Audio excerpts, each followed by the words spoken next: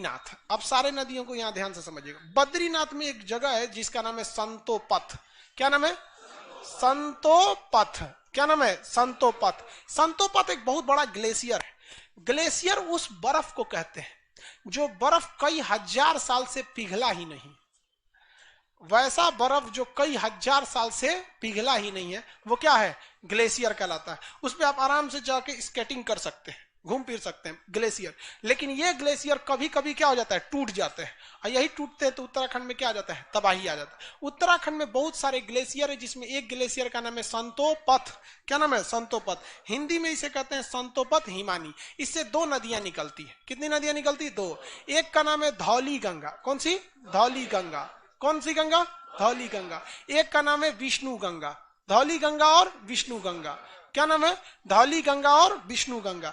तो संतोपथ हिमानी किस डिस्ट्रिक्ट में है? बद्रीनाथ। कहां पे है? बद्रीनाथ। बद्रीनाथ में कौन सा हिमानी? संतोपथ हिमानी। बद्रीनाथ में इस संतोपथ हिमानी से, किससे? इस संतोपथ हिमानी से कितनी नदियां? दो। कौन कौन? धौली गंगा और विष्णु गंगा। धौली गंगा और विष्णु गंगा। धौली गंगा और विष्णु गंगा। इन दोनों नदियों का संगम हो जाता है विष्णु प्रयाग में। किसमें हो जाता है? विष्णु प्रयाग में। प्रयाग का अर्थ होता है मिलन स्थल। क्या होता है? मिलन स्थल। इसको हम मिलन स्थल को हम बॉक्स में घेर देते हैं, जिससे समझ में आएगा कि नदी नहीं, वो जगह का नाम है। विष्णु प्रयाग में कौन नदियां मिलती हैं? दो। कौन कौन सा? धौली गंगा और विष्णु गंगा। धौली गंगा और विष्णु गंगा। धौली गंगा और विष्णु गंगा। अब ये नक्शा में आपको नहीं मिलेगा, छोटी छोटी नदियां नहीं मिलती। यहां देखिए पहले, इन्हें अभी नक्शे में देखने लगे। जब ये दो नदियां मिल जाती हैं तो इसका नाम हो जाता है अलकनंदा। क्या होता है? अलकनंदा। अलकनंदा। बताइए अलकनंदा कितनी नदियों से मिलकर बनी? कितनी नदियों से मिलकर? तो इसको शॉर्टकट में ए लिख देते हैं। शॉर्टकट में क्या लिख देते हैं? ए। भर जाएगा जगह। तो अलकनंदा दो नदियों से मिलकर बनती है। कौन कौन सी? विष्णु गंगा और धौली गंगा। किस जगह पर बनती है? अब हम आपसे पूछ देते हैं, अलकनंदा नदी निकलती है या बनती है? किस जगह पर बनती है? किन दो नदियों के संगम से? धौली गंगा और विष्णु। अगला एक जगह आता है जिसका नाम है कर्ण प्रयाग। क्या नाम है? कर्ण प्रयाग। कर्ण प्रयाग। जगह का नाम कर्ण प्रयाग। कर्ण प्रयाग। कर्ण प्रयाग में एक और नदी आके मिलती है जिसका नाम है पिंडार नदी। क्या नाम है? पिंडार नदी। कर्ण प्रयाग में कौन सी नदी आके मिलती है? पिंडार नदी। कौन नदी? पिंडार नदी। कौन नदी? पिंडार नदी। पिंडार नदी जब यहाँ संगम होता है तो डिसाइड किया जाता है कि अब आगे कौन सी नदी जाएगी, अलकनंदा जाएगी या पिंडार जाएगी। भाई दो लोगों में टकराया है तो कौन आगे बढ़ेगी। तो इसके लिए भूगोल का नियम है कि संगम स्थल पर दोनों नदियों की गहराई देखी जाएगी। मिलने से जस्ट पहले जो नदी ज्यादा गहरी होगी उसी नाम से वो आगे बढ़ेगी। ऐसा नहीं कि कोई कहेगा नहीं पिंडार को आगे बढ़ा दो, कोई कहेगा कि अलकनंदा को आगे बढ़ा दो। जिस तरह से इलाहाबाद में दो नदियां आके मिल जाती हैं जिसका नाम है गंगा और यमुना। सरस्वती भी मिलती है बट अभी के वक्त में सरस्वती दिखाई नहीं देती। लोग कहते हैं कि यहीं पे सरस्वती आकर मिलती थी। हम लोग को भी नहीं दिखी भाई, हमको नहीं, स्पेशल है जो हमरा दिख जाएगा। किसी को नहीं दिखती है। तो जब नदियां मिलती हैं तो हम लोग उसकी क्या नापते हैं? गहराई नापते हैं। क्या नापते हैं? गहराई नापते हैं। जो गहरी होगी उसी नाम से आगे बढ़ेगी। तो इसमें ज्यादा गहराई किसकी थी? अलकनंदा की।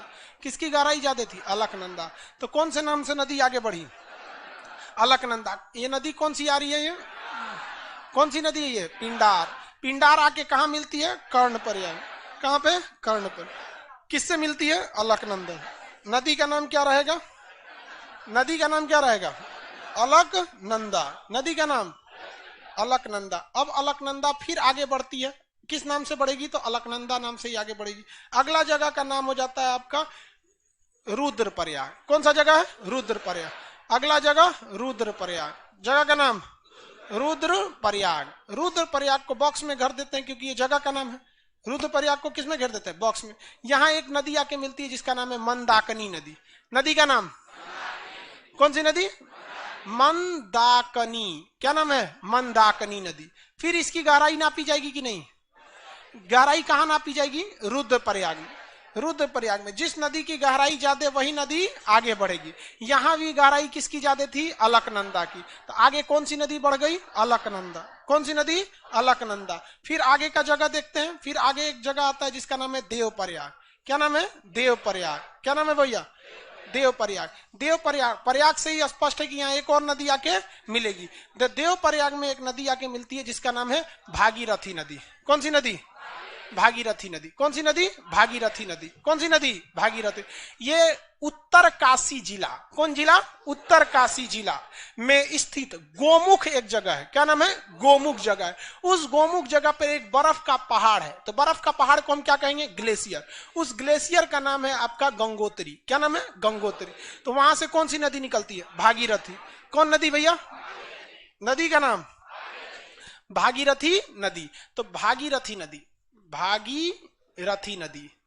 अब ये जो भागीरथी नदी है ये कहां पे आके मिलती है? देव प्रयाग।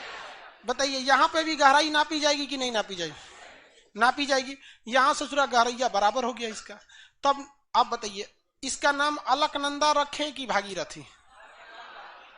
हाँ, तब जब गहराई बराबर हो गया तो पक्षपात नहीं करना है, हम लोग इसका नाम रख देते हैं गंगा। क्या नाम रख देते हैं? कौन सी नदी हो गई? गंगा। नदी का नाम गंगा। अब आप बताओ भैया गंगा निकलती है या गंगा बनती है? गंगा बनती है। किस जगह पर बनती है?